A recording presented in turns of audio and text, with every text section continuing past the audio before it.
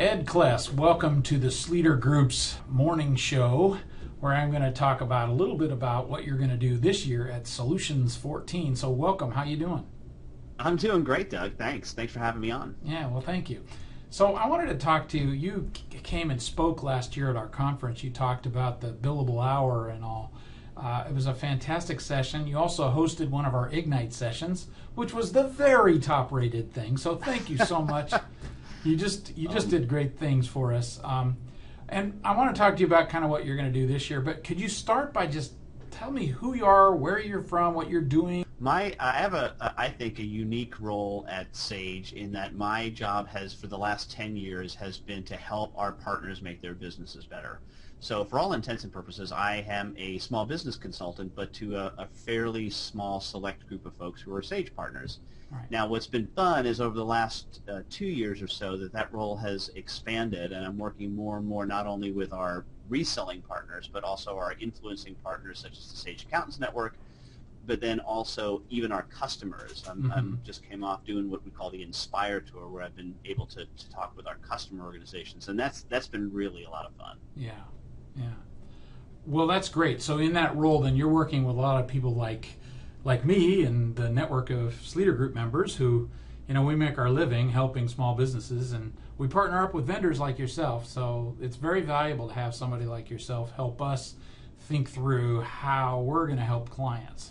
So thanks for that. Well, thanks. I mean, what drives me as a person is I believe that entrepreneurs continue the work of creation, and that's why I get up every morning, because if I'm helping entrepreneurs continue that work of creating new and great things, it's extraordinarily rewarding. Yeah, well, that's great. So this year at our conference, November 9 through 12, you'll be there. I've asked you to do a pre-conference session, which is a 4-hour, well, let's say a 3-hour, 3.5, something like that, deep dive on what you're calling developing the firm of the future, a value-based approach. Tell me, give us a little snippet of what we're going to get out of that. Sure, and it's really an expansion and in-depth of the session I did last year. So for those of you who came along to that session last year, please do come. But I am going to cover that same material just in a lot more depth. I think I only had about 50 minutes last year, so this is going to be a lot of fun to be able to cover it over almost 4 hours. And the value-based approach is really this concept of, hey, listen, we really got to get an understanding of what the value is to the customer, because price does not come from cost. Price actually comes from value provided. And it's interesting because many times professionals think that price comes from cost somehow. So the conversations that they have are about, how long is this going to take us, and what are the needs from, say, a software perspective. Yeah. And those are all, if you think about it, really cost conversations to you as a provider. Yeah. But where value comes from is how the customer puts that to use on their end. So we have to have a conversation about value. And look, customers don't care about your costs. They always want your price to be lower, but they want to maximize the value, right? And as a provider, you want to maximize the value. So it's actually the one aspect of that conversation that you're both on the same side of. So it should be a much easier conversation than it has been in the past. So we're going to talk a lot about that value conversation and structuring that, because that's really the jumping off point for everything else that comes after, which is the pricing and really changing your organization around providing that value to customers. Right. There's a couple analogies that I come up with, and what you're really telling me, and that is, like, you don't get paid to show up.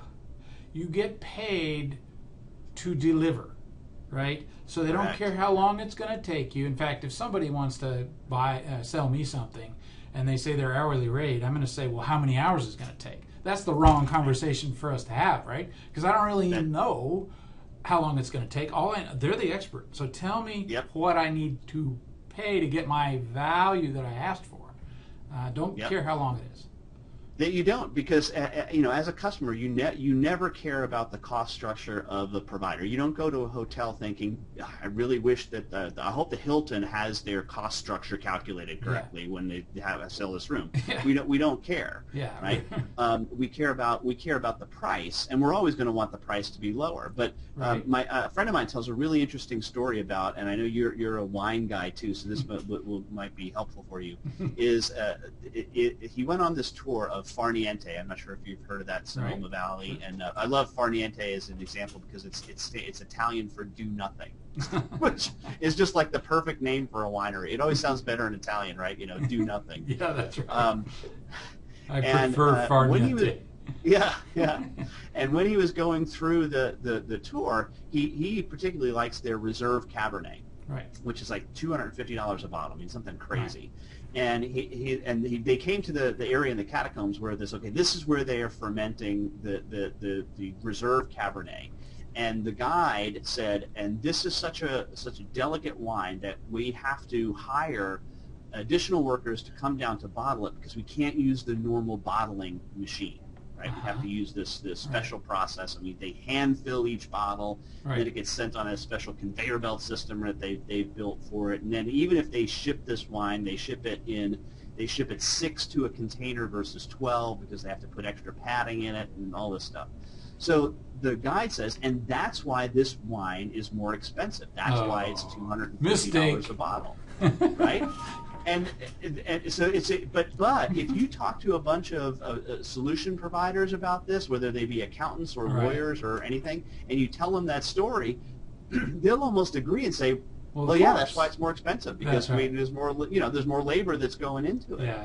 And what they're missing is the very fact that no, price does not come from cost, right? It's because wine geeks like my friend are willing to pay $250 a bottle. That Farniente can justify the costs. Yeah. So the hour of causation works the exact opposite. So that's one of the things that we're going to talk about is that there's really that shift that has to take place. Well, cool. So you're going to have like 3.5 hours on that. And then during the main conference, I've asked you to do some other things. We're going to have a session that we're calling Top 10 Business Myths. Mm-hmm. This is your title, so talk about that. What am I going to get out of that? Yeah, there's just my observations in a almost 25-year plus career over myths that a lot of business people mistake. In fact, one of them is that price comes from cost, but also I'll go into some detail on that as well. But there's others. There's this the god of efficiency in business that we have to service this god of efficiency. That's a myth. The biggest one, perhaps, and I'll probably spend the most time on, is the idea that business is a zero-sum game. That when we exchange something, we're exchanging like for like or value for value. Yeah. And that's not the case at all. Yes. And I think that people really miss that one. So we'll go into some of the economics behind why that's actually the case. That business is not zero-sum. And then I've got some stuff on leadership that I think will affect change the way people think about leadership. And why I think about 90+% of all leadership education that's out there is just flat out wrong. Yeah. Well, that sounds really interesting. Well, hey, I really look forward to seeing you there, and I'll also see you at Sage Summit this July. So we'll be working together there as well. So I'm looking forward to that. When is that again? That is the end of July 28th through 30th, I believe. And yes, we're going to be spending lots of time together in Las Vegas, Doug. Yes, it seems like a Vegas year. All right, well, thanks a lot, and we'll talk to you real soon. Yeah, take care.